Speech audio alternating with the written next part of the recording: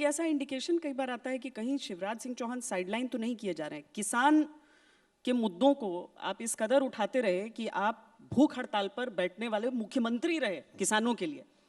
किसान आंदोलन इतने पूरे देश को हिला गया, दिल्ली में 3 बॉर्डर पर बैठे रहे किसान लगातार। शिवराज सिंह चौहान से नहीं कहा गया कि आप आइए, आप मध्यस्थता कीजिए? श्वेता जी, मेरी पार्टी है जो चौथी बार मुझे मुख्यमंत्री बना रही है। मेरे जैसे कई कार्यकर्ता हैं भारतीय जनता पार्टी में, और हम लोग ऐसे कार्यकर्ता हैं जिनको जो काम दे दिया जाता है उसको पूरी गंभीरता के साथ करते हैं। अब मध्य प्रदेश की जवाबदारी मेरी है, मैं मध्य प्रदेश में काम कर रहा हूँ। केंद्र में मुझसे योग्य अनेकों नेता हैं, और हमारे कृषि मंत्री श्रीमान नरेंद्र सिंह तोमर जी ने पीयूष गोयल जी के साथ जिस धैर्य और संयम से किसान आंदोलन कार्य जो आंदोलन कर रहे थे हमारे किसान नेता, उनके साथ चर्चा की, बातचीत की, मामले को सुलझाने का प्रयास किया, वो अभिनंदनीय है। मैं अकेला नहीं, मुझसे बेहतर कई नेता है, यही तो भारतीय जनता पार्टी है। और इसलिए जो काम मेरी तरफ है उस काम को मैं बेहतर ढंग से करने का प्रयास कर रहा हूँ। यहाँ जो काम जिनको करना था उनने बहुत अच्छे तरीके से किया है। लेकिन एक चीज़ बताइए, चूंकि आपको मामा कहते हैं तो आप नाराज भी उतना होंगे नहीं किसी सवाल पे, तो ये बताइए कि ये सच ऑपरेशन लोटस किसके दिमाग की उपज थी?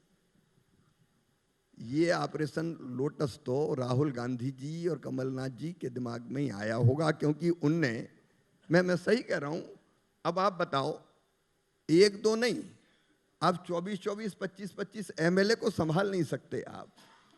अब मुझे जो मित्र मेरे नए आए हैं उनने बताया कि वो मुख्यमंत्री जी के पास जाते थे, तत्कालीन मुख्यमंत्री श्रीमान कमलनाथ जी के पास, तो वो कहते थे टाइम नहीं है, टाइम नहीं है, चलो चलो चलो चलो चलो चलो चलो चलो। एक तो टाइम नहीं है, दूसरा वो काम बताते तो कहते पैसा ही नहीं है, चलो चलो चलो चलो चलो चलो। तो उनने भी कह दिया कि चलो चलो, मामा के पास आ गए तो मैं क्या करूँगा, आप बताइए। अब अपनी पार्टी के लोगों को आप समय नहीं देते, अपनी पार्टी के लोगों की अपेक्षा अगर उनके दिमाग में आता है कि डेवलपमेंट के काम होना चाहिए, वो आप पूरे नहीं करते, आप उनका सम्मान नहीं रख सकते। पीछे से कोई और सरकार चला रहा है, और सचमुच में एक और नेता है मध्य प्रदेश में।